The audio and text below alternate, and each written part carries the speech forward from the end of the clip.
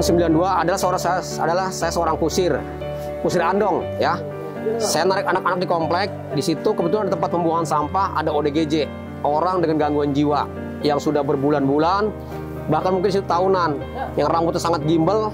Nah di situ pas saya lihat dia kondisinya lagi makan di kantong plastik yang sedang digerumutin lalat.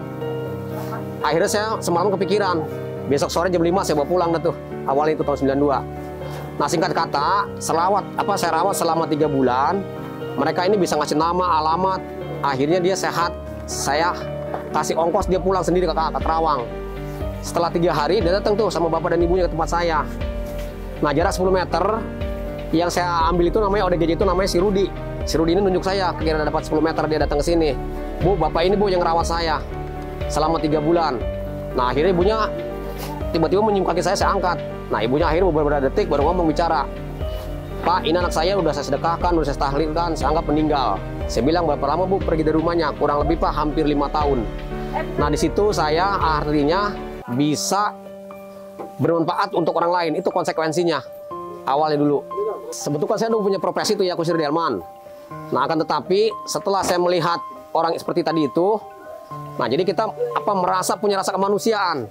Cuma nggak ada niat untuk cita-cita nanti bikin yayasan, nggak ada. Cuma kebetulan itu aja saat itu mengambil orang di tempat pembuangan sampahnya lagi makan di kantong plastik yang gerumunin lalat. Nah di situ kita merasa iba, merasa menarik, merasa kepikiran. Nah perlahan-lahan kita punya rasa cinta. Dari mulai tahun 92 sampai tahun 2005, nah itu terkumpullah 20 orang. Akhirnya saya tidak mampu untuk kompaninya, saya jual kuda saya buat makan mereka. Itu awal tahun 2005 nah tuh, bikin barak-barak nah tuh. Nah dari tanah 100 meter sekarang berangsur-angsur nih udah 8.500 ya. Dan binaannya sekarang ini atau pasiennya sekarang ini ada 452 orang, termasuk ada anak kecil tuh ya. Ada jompo ya. Ada anak yang masih produktif. Nah setiap saat nih pasti banyak aja yang ngirim. Tuh rambut-rambutnya tuh ada yang 1 meter tuh, rambut saya panjang tuh, yang di jalanan itu ya. Ada yang hilang 20 tahun, akhirnya ada di sini. Tadi ada yang disedekahin, ada yang ditahlilkan oleh keluarganya. Nah ternyata mereka masih punya keluarga. Ketika mereka ada yang sehat, itu bahagianya seperti kayak kita dapat rezeki yang begitu besar. Mereka sehat, bisa kembali dengan keluarganya, bisa beraktivitas dengan baik.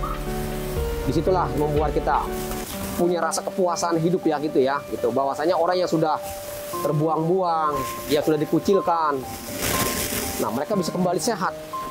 Contohnya kayak Mas Tion, ini mantan binaan saya nih. Dia juga udah diterima oleh lingkungan, keluarga jadi sehat sekarang. Karena dia bisa ngerawat orang sekian banyak. Jadi sekarang ini Mas, untuk operasional, khususnya untuk kebutuhan dasar ya, makan gitu ya. Per hari itu saya mengeluarkan uang minimal tuh 10 juta untuk biaya makan sehari 3 kali ya. Sebanyak 450 sekian orang. Nah, sing itu satu orang jatah itu 20.000 per hari. Nah, 20.000 dikalikan 450 sekian, itu totalnya hampir 10 juta sehari. Itu biaya makannya. Dan terus mungkin para pemirsa yang mendengar nanti mungkin melihat ya konten-konten ini, ketika ada keluarga, ada yang dipasung, hubungi Yayasan Al-Fajar ya dengan nomor tadi, nomor HP saya atau nomor telepon saya 0812 857 38220. Silakan hubungi yayasan ini. Kan banyak tuh, ada yang dikucilkan, ada yang sampai dipasung oleh keluarganya. Kita insya Allah bisa nerima. Walaupun mungkin tadi bahasanya tempatnya sudah sangat overload kalau bahasa ini mah.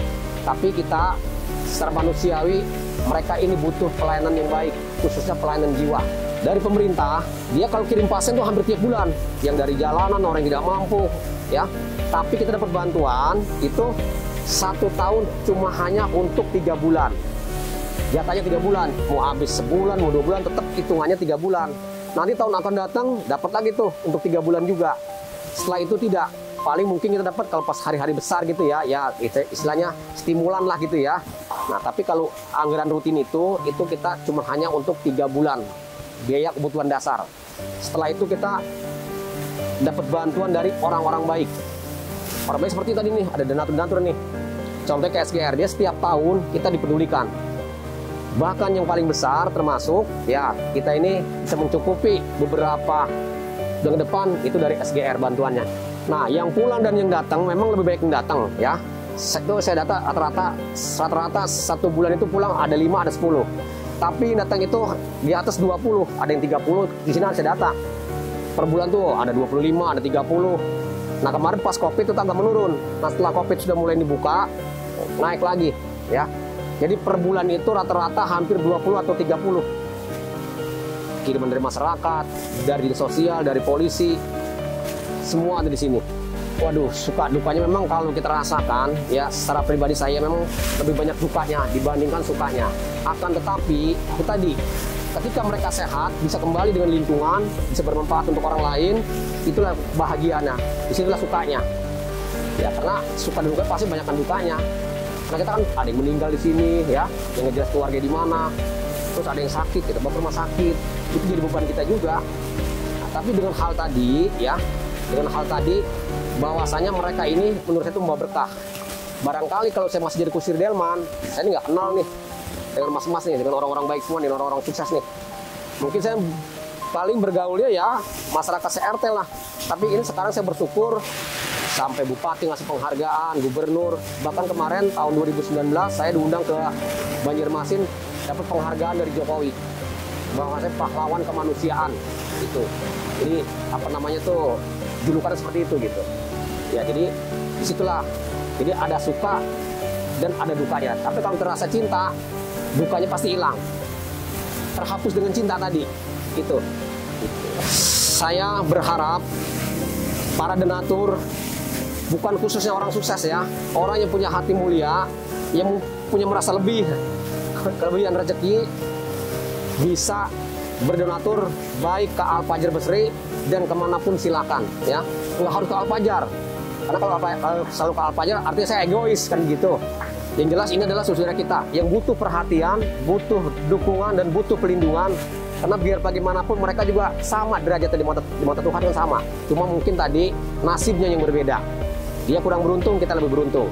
Nah, barangkali ada donatur yang punya rezeki lebih, silakan nanti bisa menghubungin tadi nomor telepon yang telah saya sampaikan. Mudah-mudahan saudara kita ya bisa tercukupi dengan keadaan walaupun dia mengalami gangguan jiwa.